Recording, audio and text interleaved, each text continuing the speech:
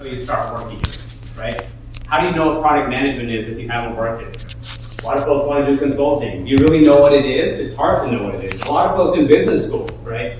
They say they want to do consulting. You ask them why. They don't really have a lot to talk about, right? Maybe they saw a movie about it. It's tough. And so the message is you just have to keep asking questions. You have to keep looking for these experiences. It's hard to get it, but that's kind of the goal. And you being here is one of those first steps to doing that. Another thing, I mentioned it's okay if you don't know what you want to do. That's true. It's totally fine. But it's better if you do, right? It's way, way, way better to actually figure that out early. And so I do want to send the message that it's okay if you don't, but don't let yourself be like, okay, well that's great, right? Then I don't have to do anything. It's all going to line and fall into place.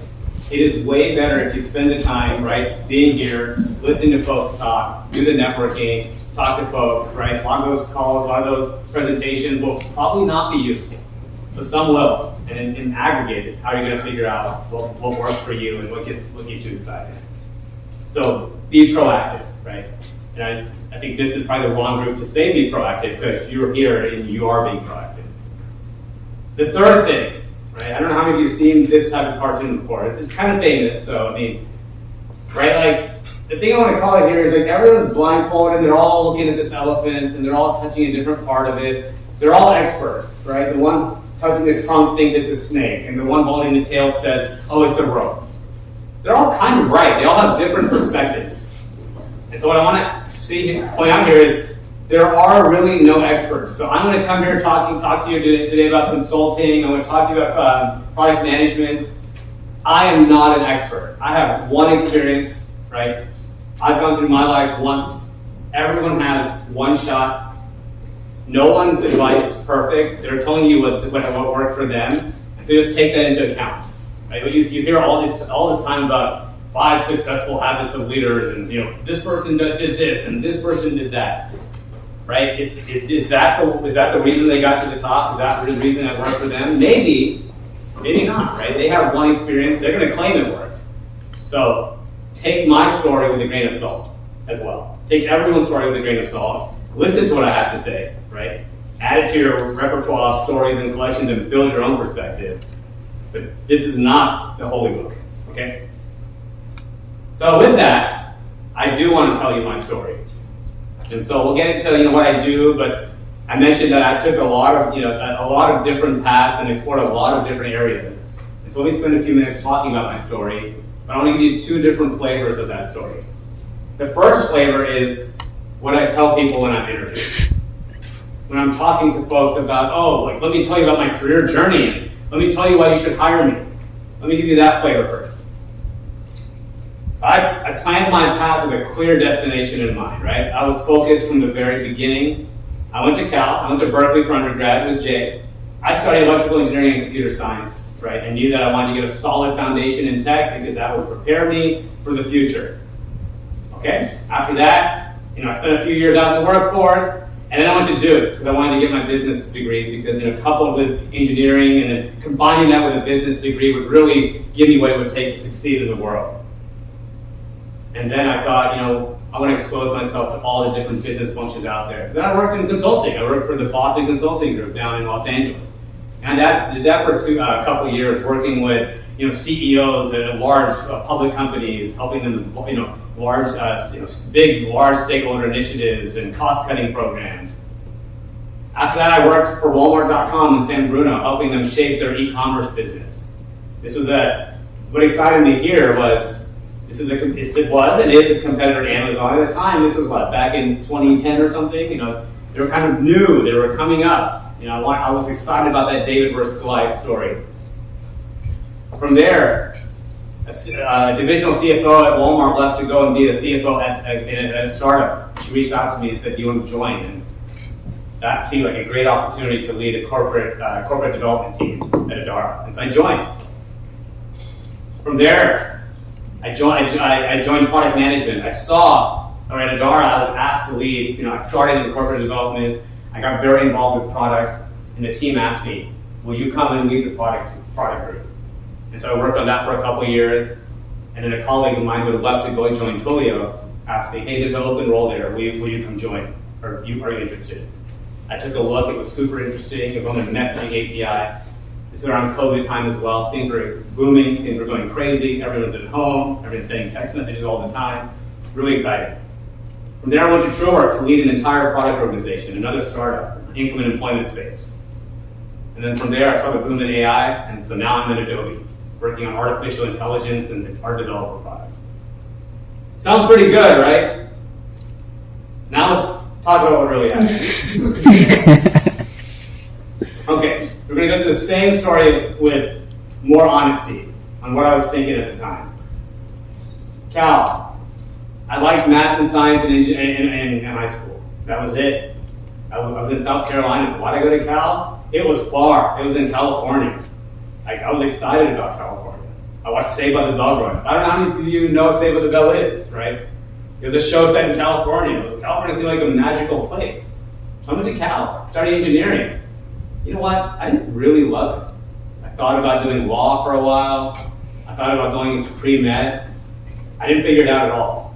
So I worked for 9 months doing marketing at a semiconductor company. You didn't see this on the previous slide. I didn't mention this 9 months of doing who knows what. From there, what I wanted to do, I went to Duke, yes. But I wanted to be a finance professor. And so I started my finance PhD program at Duke. Not my MBA. We'll get to that. I spent 3 years in doing a PhD program at Duke because I thought I wanted to be a finance professor. My dad is a marketing professor. It seemed like a great life. You get tenure, you don't have to do much, and you just hang out. 3 years later, realized I did not want to be a professor. But you know what? This was around 2009, 2010. The world was collapsing. I was like trying to get a job in finance after 3 years of finance PhD. That was tough when all the banks were collapsing everywhere. You know what? I'm going to hide for 2 years and do an MBA. Perfect. They let me in.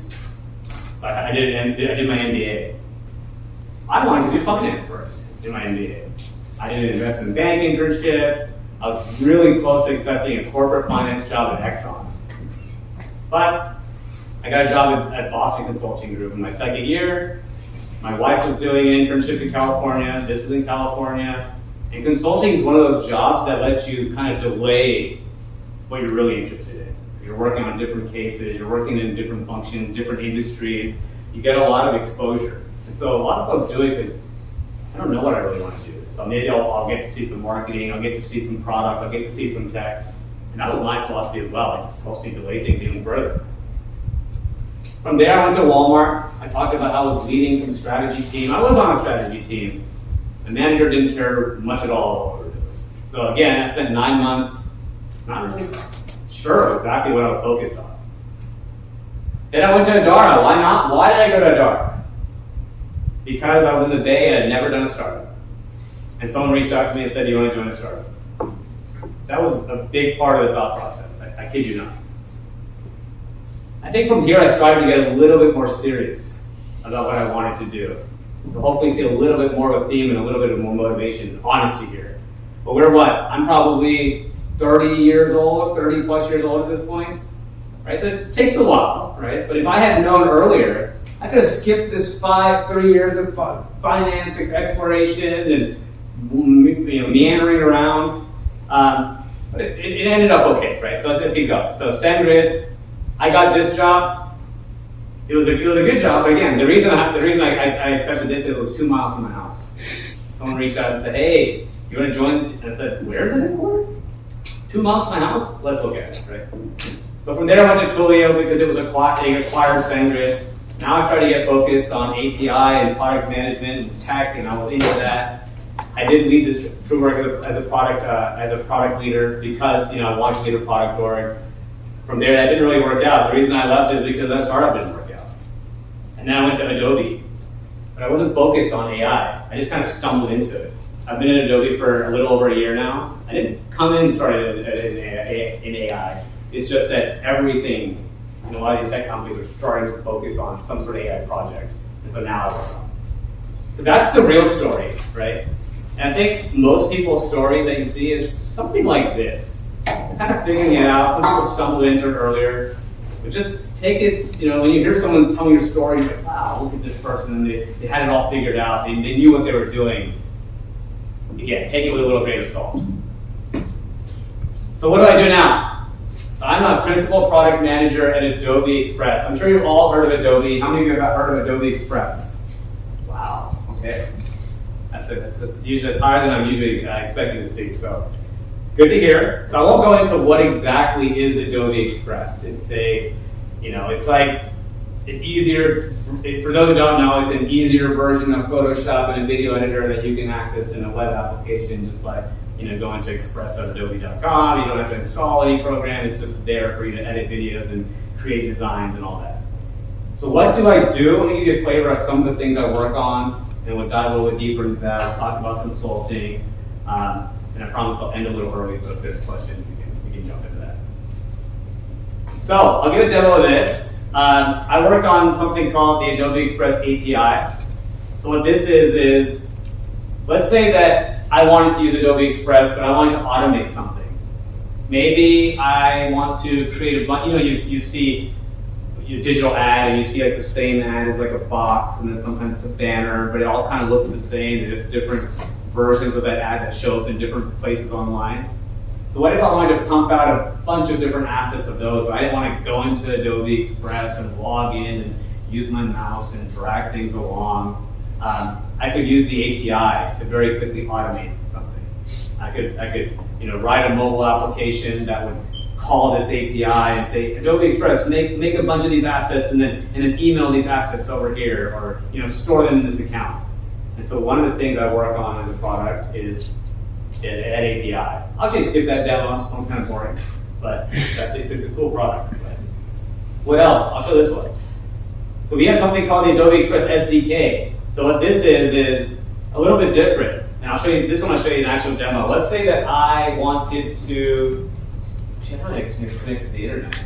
I'm asking all this. But anyway, let's say I wanted to embed Adobe Express functionality in my application. So English Premier League has a website, and they have a team builder. And let's say that they have, as part of that team builder, they have a logo builder. So they don't want to develop their own image editor and all that. That's a lot of work. What did it say? Well, I love what Adobe Express has done. Is there a way I can embed some of that image editing functionality in my website, so that when folks are coming to the Premier League website, they hit a button, it just launches a little video or an image editor right there and helps them create content. Let's see if that. Let me just see if that works. We can show that. So let's log in and see if that works.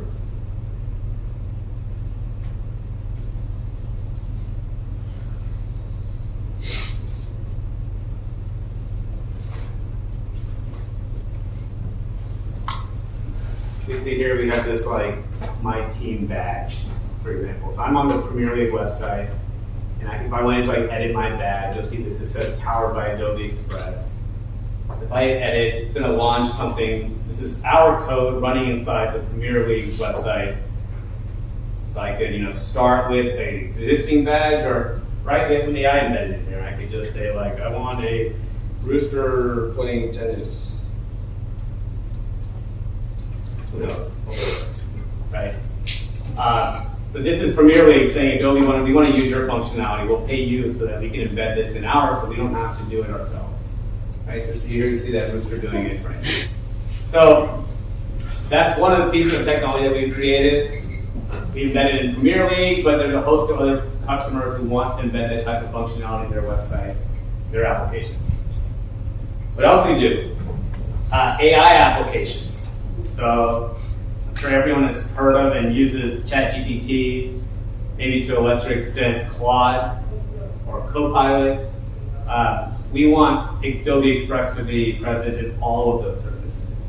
Because what we see is that folks like you, right, the new generation, are kind of going there first. They're going to ChatGPT or they're going to Copilot not only to do their searching, but they're doing to start their workflows. And a lot of times they're staying within that service. And so there's a little bit of maybe fear or or some sort of trepidation that if we don't expose our functionality to these types of new agentic services, we're going to miss out on the entire next generation of users who are not going to go to individual websites, or they expect there to be these more agentic applications. And so for something like that, right, it could look So this is Claude now. And so this is more of something that hopefully you can see that okay. So let's imagine I want to create a flyer. So I could say like, sort of new chat. This is something that we haven't quite released yet, so we're having a test-a-thon tomorrow actually for this exact product. So it's a little shaky, it's a little buggy, but that's just kind of the nature of things. So, all right, help me design a flyer for an upcoming customer event. Say marketing stuff. So what we've done is in this specific instance of Claude, and if you're not familiar with Claude, it's just like another ChatGPT created by Anthropic, another company.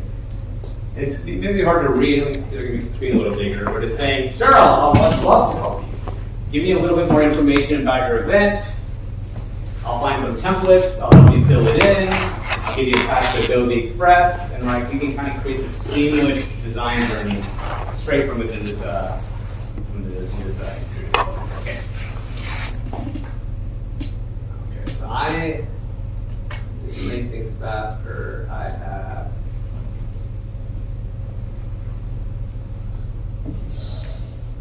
some prompt ready. There we go. I'm just going to copy this.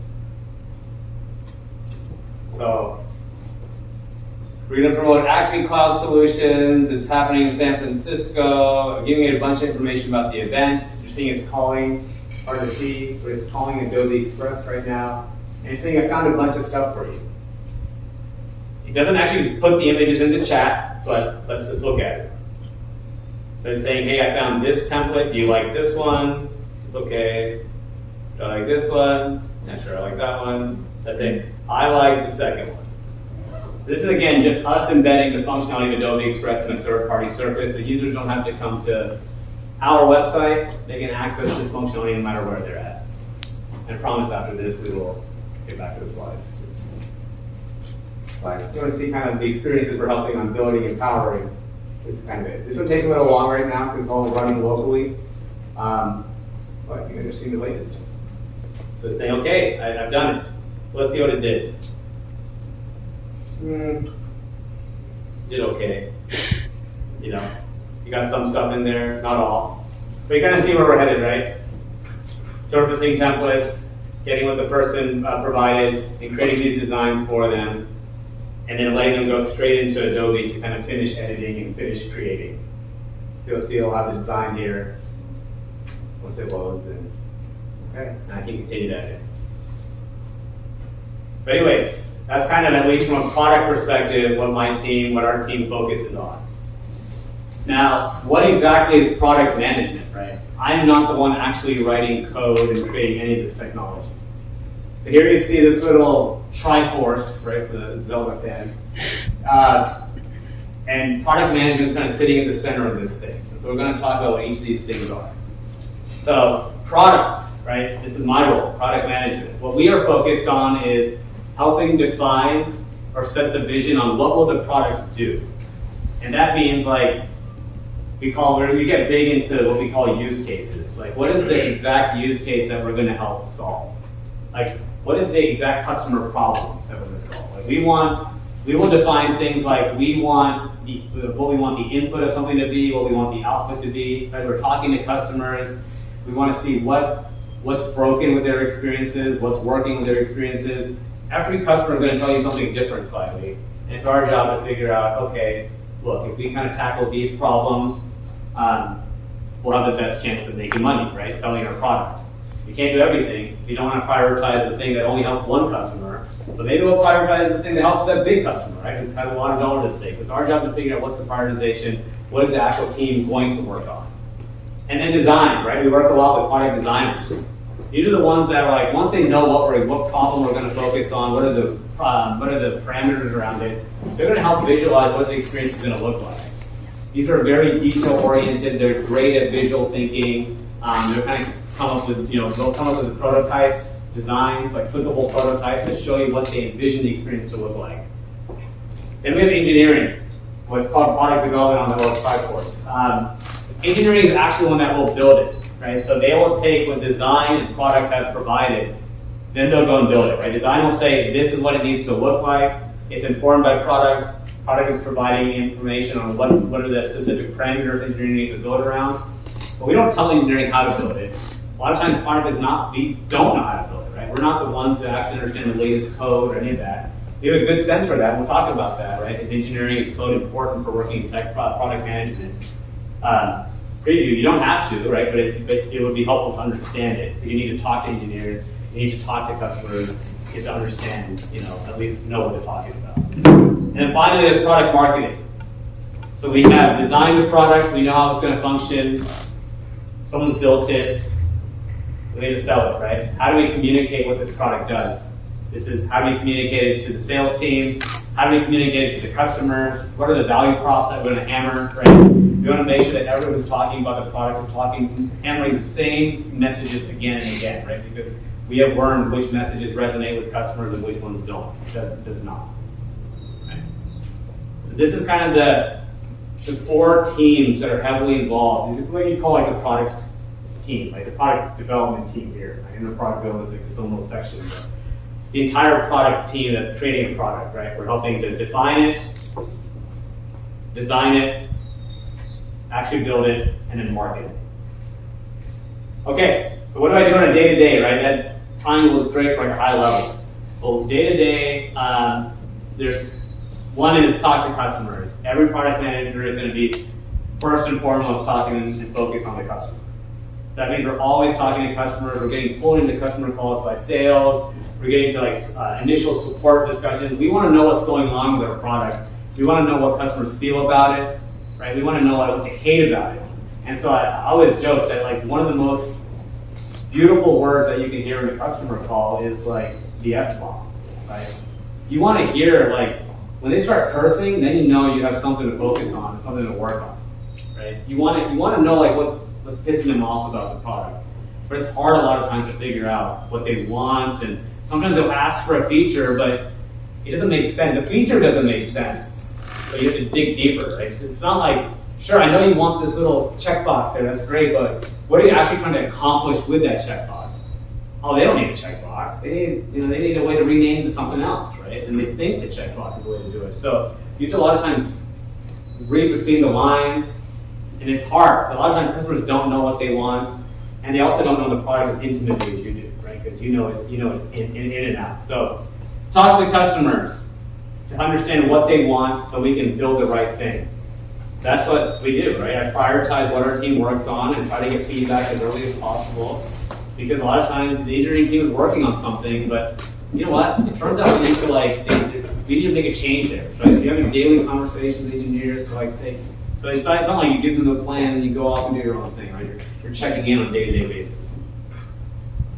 What else, right? You're talking to customers, that's some of what you do. You can't be talking to them all day. You have to spend some time to actually sit down and think and put pen to paper or, type out what exactly the product needs to do. There's a lot of times where usually I'll actually block off a few hours a day on my calendar to just think, right, and do some work. You talk to a lot of product managers, they're in meetings all day long. This meeting, that meeting, an update meeting. Like, when are they actually defining the product? It's not clear, right? You actually have to do something to write some stuff down. So there is a decent amount of time. If you're not doing this, then as a product manager, unless you're like a product leader, right? And maybe this is less relevant. So yeah, I need to create the product requirements. PRD, product requirement doc, right? I think every company calls it something different. We call it a PRD. That's a doc that defines what are we building for? Who's the customer? What are their problems? What are the specific P0, P1, that's priority 0, priority 1, priority 2 features of the product? Like, how are we going to structure it? How are we going to stage it? All of that consideration is what the product manager defines and then provides it to the rest of the team. Okay, works with engineering, right? I mentioned we're working with a customer. I kind of tease that we're working with engineering, but we're talking to them daily. It's tough sometimes. All of my engineers are in India. So like, I have 7 a.m. meetings pretty much every day, right?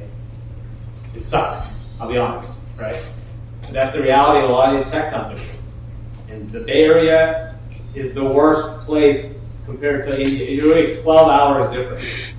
But it's challenging, but that's the reality. And so you need to be efficient with your calls. Like, I have between like 7 a.m. and 9 a.m. every day. That's the hours of which was like, both people are online. Or maybe it would be 7 p.m. to 9 p.m. my time as well, but I try not to do that, but that happens sometimes. On the flip side, by 2 or 3 p.m. my day is kind of winding down, right? So if I want to squeeze in a workout or a nap, right, or nothing, I can. So there's pluses and minuses. But I'm working with engineering. I'm like letting them know, like, hey, is this even possible? Can you guys do a proof of concept to see? Is it even, like, before I talk to a customer about some possible build, can you just try it and tell me if it's possible to get this feature in, right? At least at a crude level. So there's a lot of these types of what's possible, help you understand. They're the ones who actually built the product, so they're going to know the ins and outs. Like, we're not expected to like actually know how it's built. And if a product manager knows too much about the specific technical aspects, they're probably not doing the rest of their job, right? Their job is to talk to the customer, figure out what to build, not actually build the product. Okay, bottom, yeah, nothing goes to plan, so we always need to pivot, we need to have trade-offs. I can't tell you how many times I work on one project and the exec comes in and says, now you guys gotta work on this, right? So you gotta like tell the engineering team, okay, you gotta work on all this prioritization and figure out, okay, let's put that to the side, let's focus on these things now. So all of this happens day to day. Okay, I kind of mentioned this as well.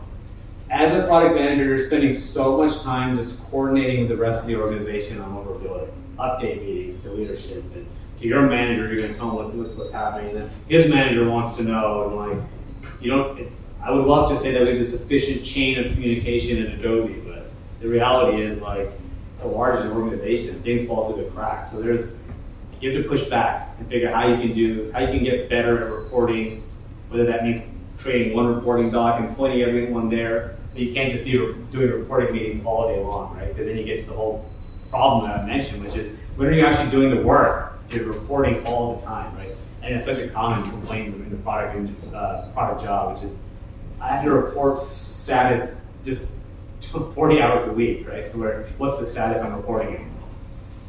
I think it's challenging. Okay. So some specific questions here. So I want to talk about the school and pedigree matter for tech product management. I'll talk a little bit about consulting. Those are the careers I know the best, so that's why I'm going to be specifying about those. Honestly, yes, right? The hard truth is that, at least for top tech companies, those that graduate from top 25 schools do have their odds stacked in their favor.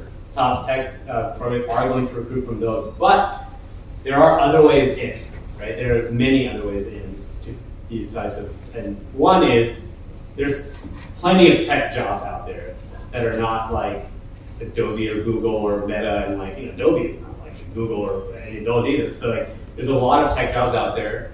Out of business school is another very, very common place that folks are getting into tech product management. Lateral hires, as I mentioned, right? There's many other tech jobs out there. Tech job companies, if that's truly what you're interested in, I wouldn't want to discourage you from that at all. Internal transfer. Right? We have someone on my team who started off as a customer support, working in customer support, but was just so great at understanding the customer and was very technically proficient as well.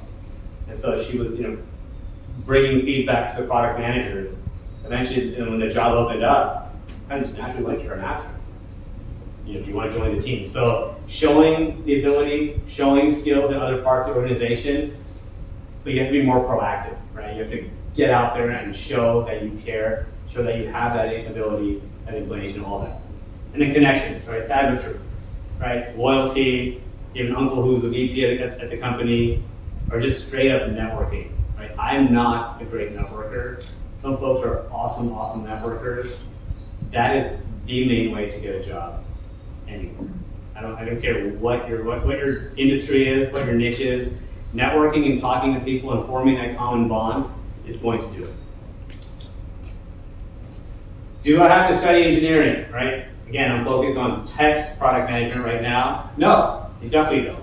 Lots and lots of people did not study engineering. But I'm not going to lie and say it doesn't help, right? In what I'm working on, APIs and SDKs, it matters a little bit more.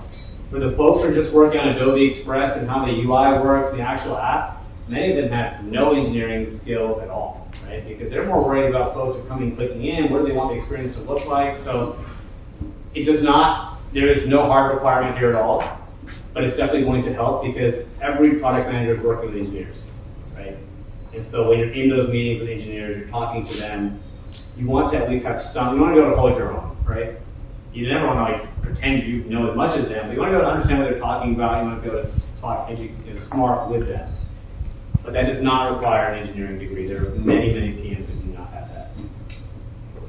You need to have confidence in the product and the industry, and so that could mean you have just domain knowledge of the area. Or you just have to be very technical. Like a lot of folks get into like tech and they didn't study engineering, right? They just kind of picked it up as a hobby, or they read about it. So the ability to collaborate with engineering can come from many different places. So just keep that in mind as well, though, that it will help, but it's not required. Let's shift to, I messed that title up, it was late at night. But let's shift to consultants. What do they do? So as I mentioned, I spent 2 years at a company called the Boston Consulting Group down in LA. And so consultants, what exactly do they do, right? There's a lot of like movies and shows about these people. They're all like kind of slick looking, and all that stuff is fake. None of that stuff is anything like the shows, I promise. Solve business problems, right? So what we are hired to do, the team of consultants, is to come in to look at a very specific business problem, figure out what's working, what's not working, and recommend better strategies. And the reason that a lot of times consultants can do this is because they have seen so many different companies, right? They're hired by so many different companies. They understand what's working, what's not working. They have so much of this skill, of this data to kind of back it up just from different initiatives. Along with that, we partner with big executive teams. Like when I was there, right? Like large brands that you would recognize today. Like it wasn't always glamorous work. Like a lot of, I think a year out of my 2 years there, I spent working on what we call delayering. I don't know if you guys understand what any ideas what delayering is? Delayering? Also known as layoffs.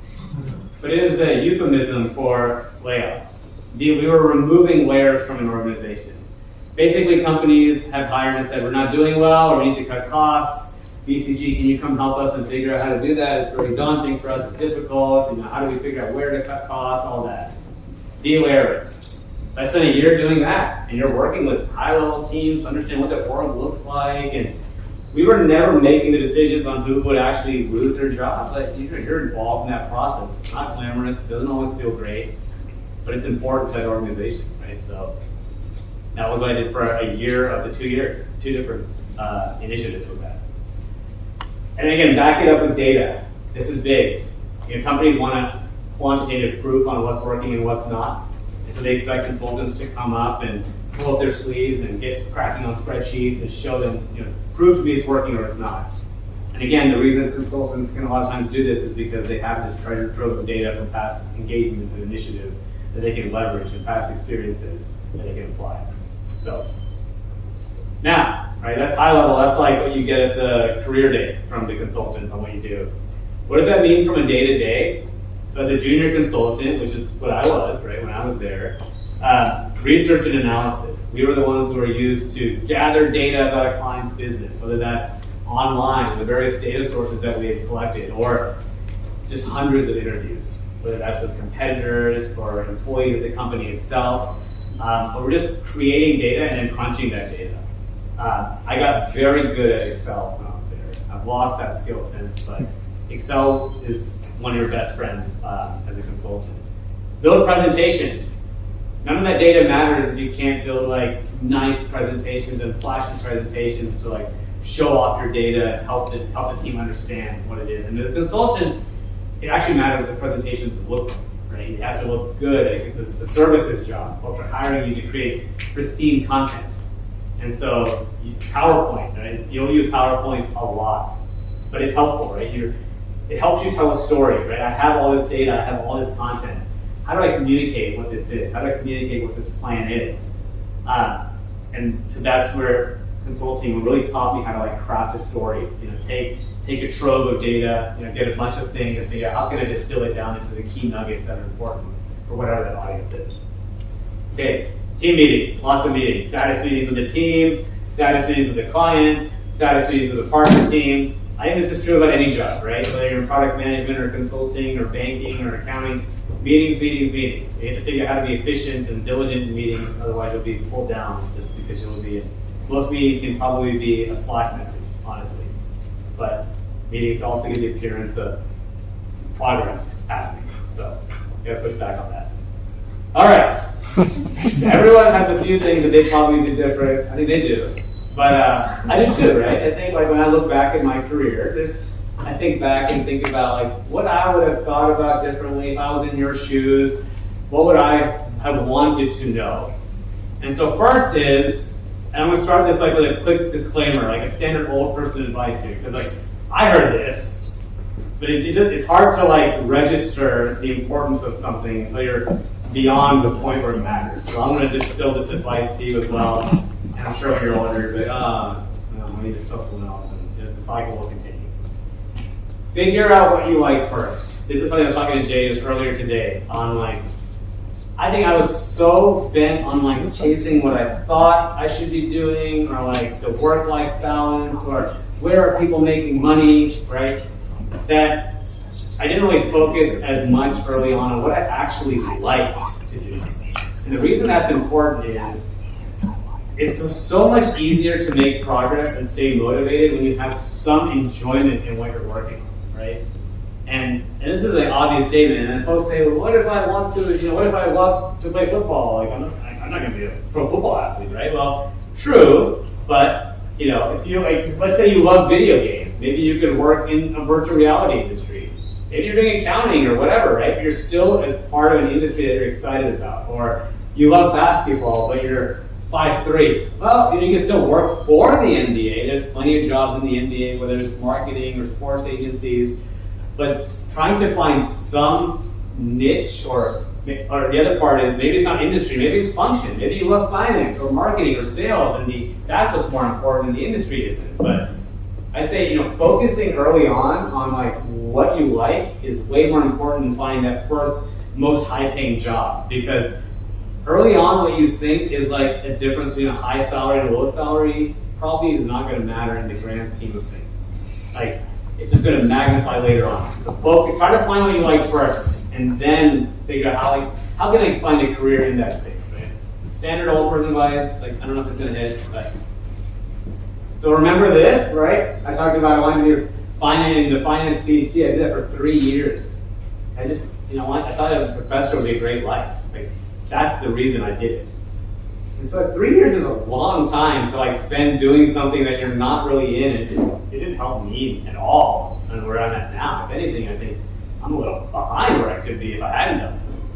So, spending a little bit more time or being in events like this, or networking, or trying to figure out what you want to do, or what you like, or what would resonate, I think can pay a lot of dividends. And so don't over-optimize for earnings too early is what I would say.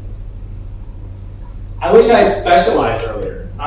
If you look at my career, you'll notice that I went a lot of finance, and then even when I did product management, I was in ad tech, and I did Twilio, which is messaging, and I did income and employment verification, and now I'm at Adobe. It's I've kind of gone and focused on a lot of different things. It's I was looking for some images yesterday, and this one kind of caught my eye. I'm let's say you wanted to hire someone to come build you a deck, and this guy shows up, right? He can do everything, right? Is that the guy you want? I think I just call a carpenter at that point, right? If I want someone to fix my sink, I'm gonna call a plumber. I don't necessarily want this guy showing up and say, yeah, I can do that, I can do everything. And so for me, especially as I've gotten older and further in my career, being able to specialize and even though I said there are no experts, but being perceived as an expert in a specific area, that's what folks value. Of course, you want to figure out what's important and what you like. But being able to say I'm a generalist or jack of all trades, I don't know, I think it sounds better than what it really is. Because especially when you want to hire someone to focus on a specific product, I want someone who knows that product, that space, in and out, right? Versus someone I've done income and employment verification, I've done this, I've done that. I'm that's great, but I need someone who's done this specific thing. That's something that now I've kind of come to realize. I wish I'd spent more time learning how to make connections and networking, right? I hate networking. Like, I think it's awkward, it's hard, it's difficult for me. But I actually don't think I spent enough effort kind of building that muscle. And so some folks are just really good at it, and you'll see that they're the ones who just, so much of the game and career is politics and being able to say the right things and being on someone's good graces. It's almost more important than the other side. Now, the best is someone who's technically proficient and has a political skill. So being able to like just make sure you're presenting yourself and you're carrying yourself, and folks know who you are and they know what you're doing, and they, oh yeah, I love that guy. He's always there, right? Because he's raising his hand, he's talking, he's having the lunch meetings. Being top of mind is important. And some folks are just naturally not good at that. I'm naturally not good at that, but I also don't spend enough time doing it. I wish I had. What else? It's a skill, right? And it works. But the problem is, I think it's like, there's a lot of garbage you'll go through. And it's hard to know what actually worked and what didn't. It's like that joke with like advertising. Like they say like, most advertising dollars are completely wasted, but you have no idea which ones work. You have to spend it all, right? Kind of like that. You don't know what part of networking is actually working, but I think like spending that muscle, making those connections really helps out. Something else I know folks are interested in hearing a little bit about is, what about this whole AI thing, right? What's my views on that? Is it gonna like come for all our jobs? Are there gonna be any more jobs in the future? And like, I hear about this and I think about like, remember all the jobs we lost when electricity was invented? Like all the jobs were gone after that, or after computers, no more jobs, right? Like this groundbreaking technology came and eliminated every job there was, or the internet, right? I was probably middle school or something when this became prevalent, but that killed every single job, right? There's no more jobs anymore after the internet, computers, and electricity. And obviously that's fake, and I'm being facetious here.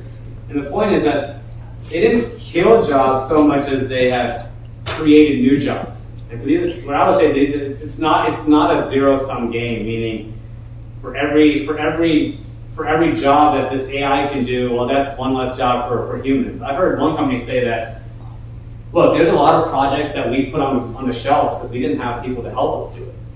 We had to like prioritize which projects we're going to do and which ones we weren't. Now we can do it all, right?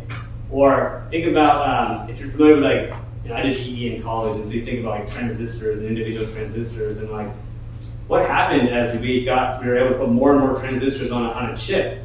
We just made more and more complex things, right? Rather than saying, well, okay, well, we don't need as many. Like, because you can do more, you're able to build more complexity, you're able to make more, more elaborate systems. And so that's what I will expect. Again, I'm not an expert, but every engineer I've talked to, I've not seen any engineer say that they exclusively use AI. AI is doing a big part of their jobs.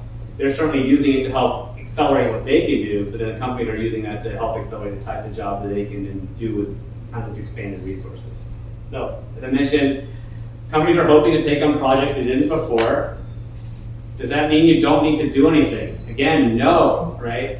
Pivots still result in job losses, just not in net. And so what I mean here is that when electricity came, we didn't need candle makers anymore. And when the computer came, we didn't need file clerks anymore. And when the internet came, like travel agents, right? We didn't need them as much. So jobs are certainly lost. Folks had to adapt, but it's not like there are less jobs. And so what I would say is, it's always important to stay current, to stay motivated. I mean, that's true for any job, right? If you're in accounting, for example, you gotta stay current on the latest regulations, right? Whatever the newest rules are. So that's true in any job. You gotta stay current with the technology. If you just stay comfortable, you might get outsourced or obsolete. But again, I don't think that's true in tech or anything like that. I think that's true in life in general. So I think that's it. Yeah. So at that point, that was kind of all the thoughts I had specifically, but happy to take on questions and see what else I missed that I could chime in on. So, when you're talking to listeners, I'm wondering like who exactly you're talking to. I know like Llama, for example, they're working with very current AI startups to improve their models. So yeah. I'm wondering, like, are you talking to people like us, or are you talking to like Yeah, so I mean, a lot of times when I'm talking to customers, I'm talking to who would use our products, right? So, for example, when we're trying to build some of these AI-facing tools, right? For example, one of the tools that we're trying to build is, are you familiar with Microsoft Copilot? It's their AI tool. If you're inside Microsoft Word, you can access Copilot. I'm in Word, and I can access the agent, and I can pull up relevant imagery from there. And so who would we want to talk to are folks who are using Word and PowerPoint organizations. A lot of times that's marketers, or other types of knowledge workers inside large enterprise customers. We want to understand, when they're working in Word or PowerPoint, what are their creative needs? And so, depending on, it's really, for any product manager, you're trying to talk to who would be using your product. But then, yeah, we do talk to, when we're talking to,